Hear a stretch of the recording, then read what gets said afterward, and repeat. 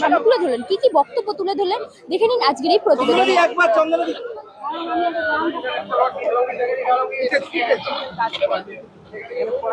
আমি বললো আমার কথা নেবে কি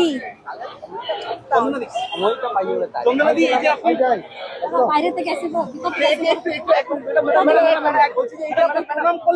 এবার আপনার জেলা আপনার কেন্দ্রের জন্য কি কি অঙ্গীকার করছেন দিদি? ভালোর জন্য দেখুন, বিজেপি যে প্রতিশ্রুতি দিয়েছে সেই প্রতিশ্রুতি সবগুলোই পূরণ করব এবং আমার বিধানসভায় আমি যেটা বলেছিলাম আমার দামোদর নদের ব্রিজ এবং আমাদের যে পাথর খাদানগুলো বন্ধ আছে সেগুলো সঠিকভাবে চালানো, তাছাড়াও ঘর ঘর জল পৌঁছে দেওয়া, প্রধানমন্ত্রী আবাস যোজনার বাড়ি দেওয়া থেকে শুরু করে সব কিছু যতটা মানে আমাদের সরকার যে প্রতিশ্রুতি দিয়েছে সেটাও এবং আমি যেটা বলেছি সেটাও সব পূরণ করবো। নারীদের এবার কি কি উন্নয়ন হবে?